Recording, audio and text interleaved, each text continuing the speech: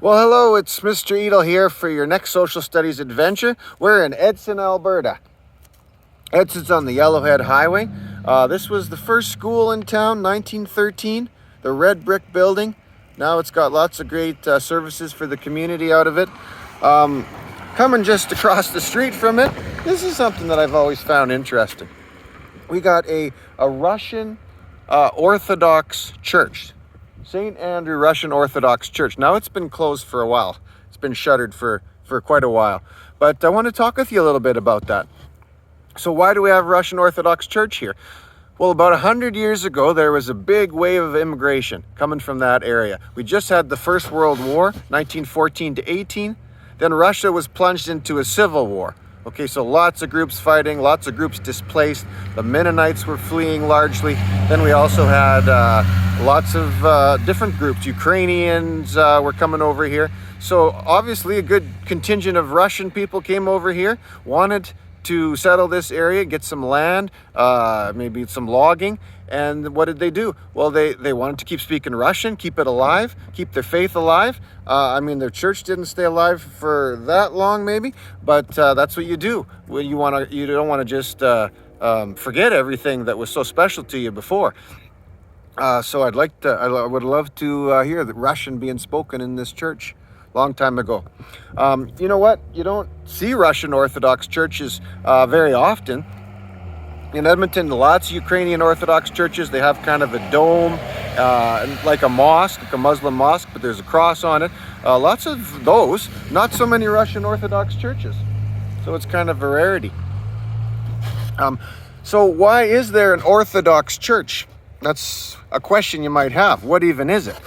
Well, the Catholic Church had a split.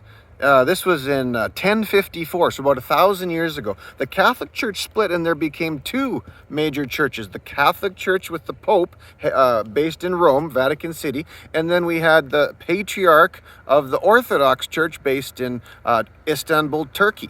No, Constantinople, Turkey, which is in Istanbul today. It was a Christian nation at the time. Now it's a predominantly Muslim country.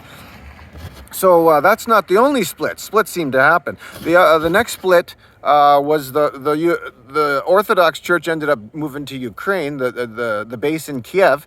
Kiev was a major city for thousands of years, and then they had another split. This was the Orthodox splitting now, but into the Russian and the Ukrainian side. So you got Ukrainian Orthodox and Russian Orthodox. That was in about 1300.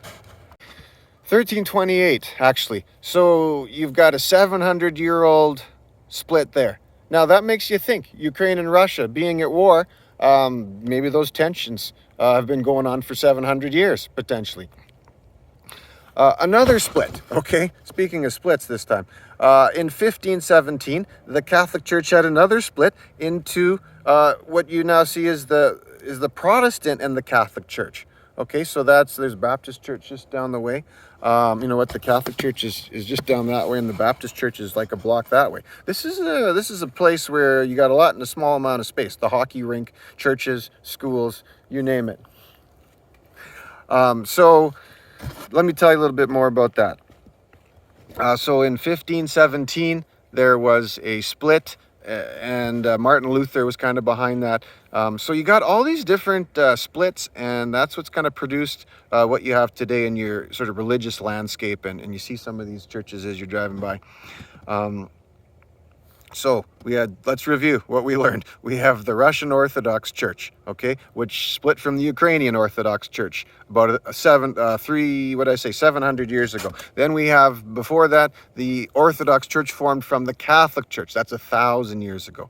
Okay, the most recent one, 1517, that was when the Protestant Church split from the Catholic Church. So lots of splits. You see some of these churches, you kind of wonder, what's the history here? And of course, there's a lot more going on in this town than shuttered churches, but that's maybe for another episode. So don't forget to like and subscribe to learn more about your Alberta. Until next town.